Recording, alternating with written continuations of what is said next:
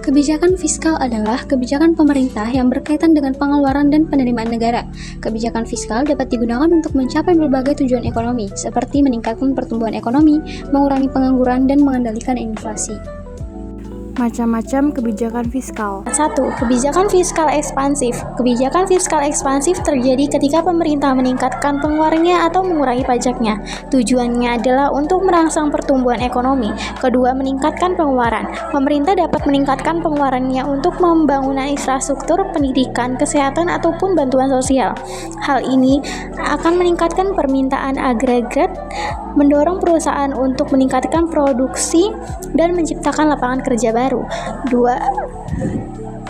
Mengurangi pajak. Pemerintah dapat mengurangi pajak yang dibebankan kepada masyarakat atau perusahaan. Hal ini akan meningkatkan pendapatan masyarakat dan perusahaan, mendorong mereka untuk meningkatkan konsumsi dan investasi.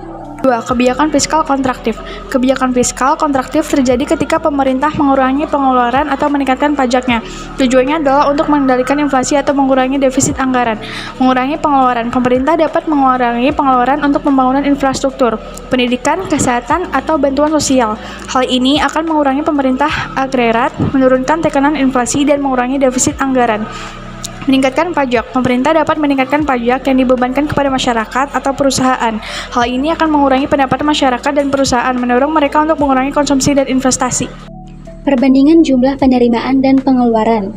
Kebijakan fiskal dapat dikategorikan menjadi 3. Yang pertama itu adalah anggaran surplus. Penerimaan negara lebih besar daripada pengeluaran. Kebijakan ini bertujuan untuk menekan laju inflasi dengan mengurangi jumlah uang yang beredar di masyarakat. Yang kedua adalah anggaran defisit. Anggaran defisit ini adalah pengeluaran negara lebih besar daripada penerimaan. Kebijakan ini biasanya diterapkan untuk mendorong pertumbuhan ekonomi dengan meningkatkan permintaan agregat. Yang ketiga, anggaran seimbang, yang dimana penerimaan dan pengeluaran negara sama besar. Kebijakan ini bertujuan untuk menjaga stabilitas ekonomi dan menghindari penumpukan utang. Kesimpulan, kebijakan fiskal merupakan alat penting bagi pemerintah untuk mengelola ekonomi negara. Dengan memahami berbagai jenis kebijakan fiskal dan implikasinya, kita dapat lebih memahami peran pemerintah dalam mengarahkan perekonomian dan mencapai tujuan ekonomi dan sosial yang diinginkan.